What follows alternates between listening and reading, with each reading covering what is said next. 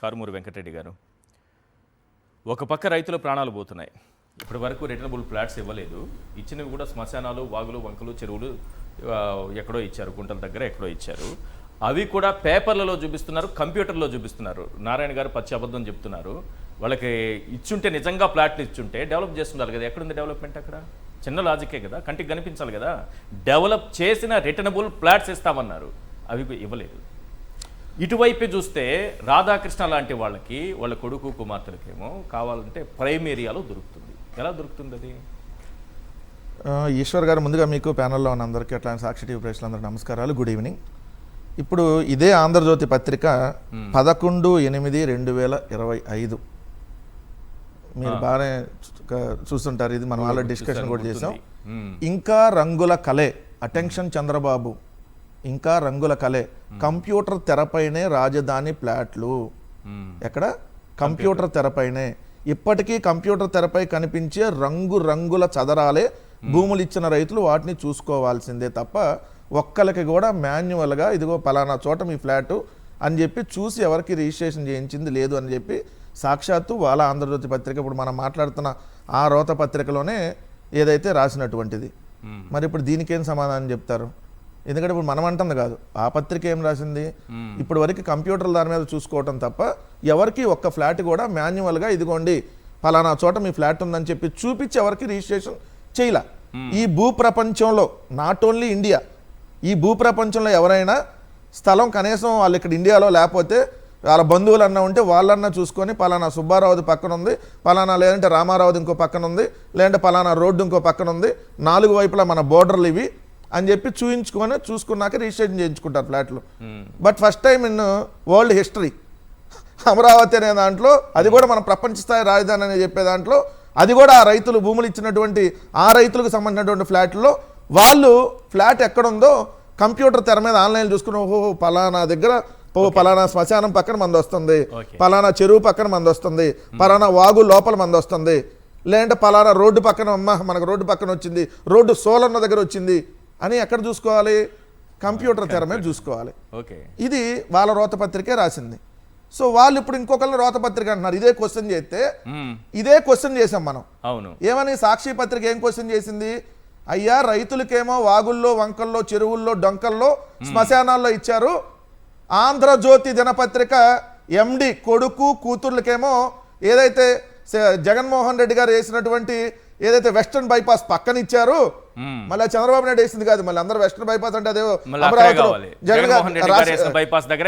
చంద్రబాబు వేసిన దగ్గర అని అనుకుంటారు. సో జగన్ గారు వేసినటువంటి ఆ ఏదైతే ఆ రోడ్డు అమ్మటి ఇచ్చారు, సో అట్లానే ఇంకో SRM అనేటటువంటి ప్రైవేట్ యూనివర్సిటీ ఎదురుగా వచ్చింది అని చెప్పి సాక్షి క్వశ్చన్ చేస్తే దాన్ని యాక్సీ అంటున్నారు కదా. అవును, మరి దాన్ని ఏమనాలి? ఇది మరి మీది అశ్లీల అబద్ధాల జ్యోతి అందామా, లేదంటే మీరు అన్ని బూతులే రాస్తారు, క్వశ్చన్ చేస్తే ఇంకా మీ భార్యలుగా కాకుండా అనేటటువంటి గాలి మాటలు, వార్తలు రాస్తారని మనం కూడా మాట్లాడొచ్చు కదా. ఎందుకంటే మీరు ఎందాక వేశారు కూల్గా కుప్పకూలి, మనిషి పుట్టక పుట్టినాడు ఎవడో ఆ వార్తలో ఒక మనిషి చచ్చిపోతే కూల్గా కుప్పకూలారని రాయరు.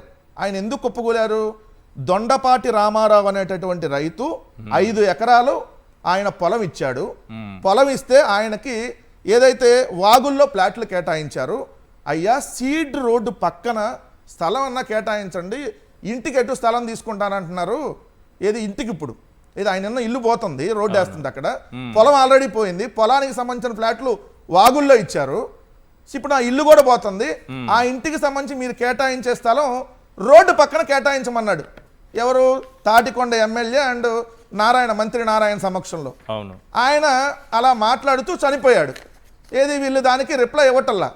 రోజు అడుగుతా ఉన్నాడు, అయ్యా రోడ్డు అమ్మటి ఇవ్వండి, ఈ మొన్న వాగుల్లో ఇచ్చారు 5 ఎకరాలు ఇస్తే, ఇప్పుడు ఇది నా ఇల్లు పోతుంది, కనీసం ఇంటి స్థలం అన్న రోడ్డు అమ్మటి ఇవ్వమంటే ఆయన కూల్గా కుప్పకూలాడని రాశారు కదా. కూల్గా కుప్పకూడలా, మీ ప్రభుత్వం వల్ల చచ్చిపోయాడు అతను, మీ ప్రభుత్వం చంపింది అతన్ని, ఇది ప్రభుత్వ హత్య. కూల్గా కుప్పకూడలా. మీ భూ దోపిడీకి ఏదైతే మీకు సంబంధించిన బినామీలకి ఏదైతే మంచి రోడ్డు అమ్మటి దోచిపెట్టిన దానికి ఇలాంటి రైతులందరూ బలవుతా ఉన్నారు. ఇలాంటి రామారావు అనే రైతులు ఎంతోమంది, ఒకళ్ళు కాదు. మరి ఇది క్వశ్చన్ చేస్తే రోత పత్రికో లేదంటే యాక్షి సీక్షి ఏదో రాశారు కదా, ఇక్కడ వాళ్ళు రాసిన దగ్గర దొరికిపోయారు. జస్ట్ 300 మీటర్ల ఈశ్వర్ గారు, అదేమన్నా 30 కిలోమీటర్ల దూరంలో ఏమన్నా ఇచ్చావా? వెస్ట్ బైపాస్ జస్ట్ 300 మీటర్స్, పక్కన ఎలా అవుతుంది అని 30 కిలోమీటర్స్ 300 కిలోమీటర్స్ లాగా చెప్పాడు. జస్ట్ 300 మీటర్ల దగ్గరలో ఇస్తే ఏందండి? అదేమన్నా దాని మీద ఇవ్వలేదు కదా, దాని మీద అత్తుకొని ఇవ్వలేదు కదా. 300 మీటర్లే, సిగ్గు కొద్దిగానే ఉండాలి కదా రాయటానికి. అసలు నీదే ఊరు, నీదే ప్రాంతం? నీది నిజామాబాద్ జిల్లా, తెలంగాణ నిజామాబాద్ జిల్లా. నువ్వు ఆంధ్రప్రదేశ్ రాష్ట్రంలో, అది కూడా ఏదైతే అమరావతిలో ఆ ప్రాంతంలో భూమి ఎలా కొన్నావు? Point number 1. కొంటే నువ్వే రాసావు కదా, ఏదైతే ధనేకుల అనేటటువంటి అనేకుల సుబ్బారావులు పోయినా ఆ ధనేకుల సుబ్బారావుకి అదే ఊర్లో ఇచ్చారండి అని రాసావు కదా. మరి నీకు అదే ఊర్లో ఇవ్వడానికి ల్యాండ్ లేదంట నీరుకొండలో.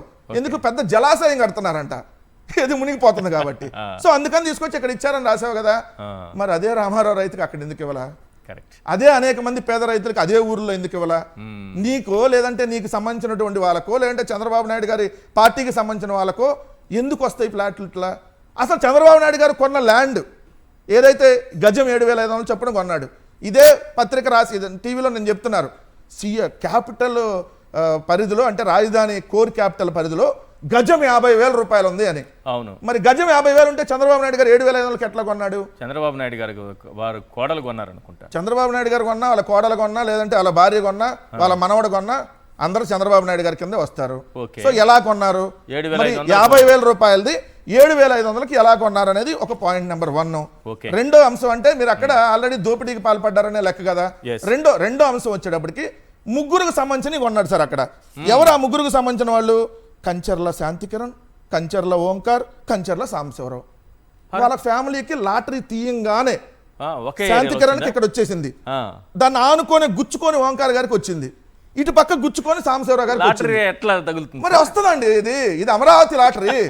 ఇదేమన్నా భాగ్యలక్ష్మి పంప లాటరీ, కేరళ లాటరీ. 30,000 మంది రైతులు ఉన్నారు, అన్ని పేర్లకు ఎక్కడెక్కడో అందరికి వేమూరి ఆదిత్యకి వేమూరి అనుషాకి పక్క పక్కన రాలా? ఏది అన్నా చెల్లెలకి?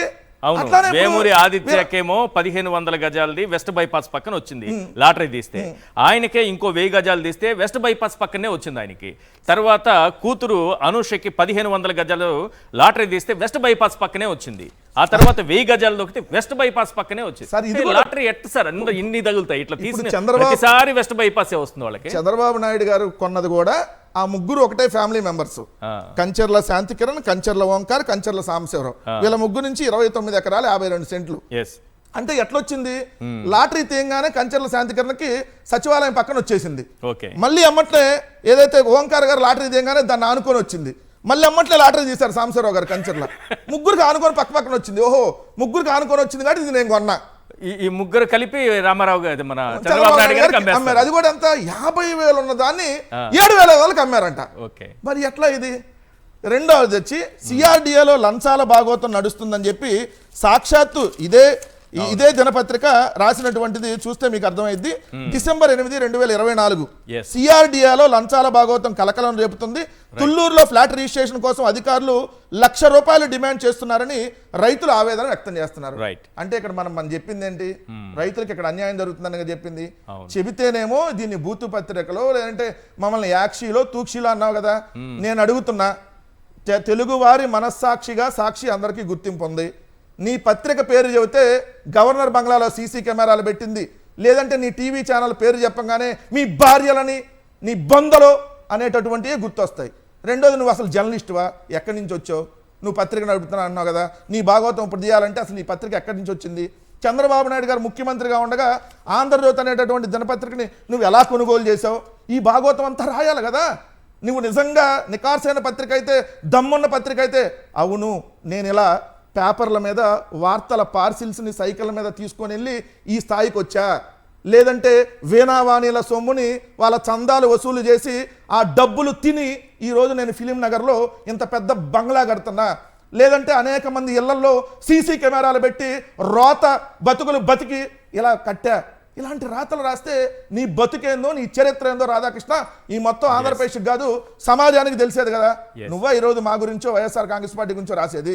నీ బతుకు ఈరోజు బయట పెడితే నేను సోషల్ మీడియాలో వచ్చే వార్తల దగ్గర నుంచి మీ కుటుంబంలో జరిగిన సన్నివేశాల దాకా రోడ్డు మీద పడాల్సి వచ్చింది. చాలా జాగ్రత్తగా వైఎస్ఆర్ కాంగ్రెస్ పార్టీ గురించి మాట్లాడమని చెప్పి హెచ్చరిస్తా ఉన్నాం.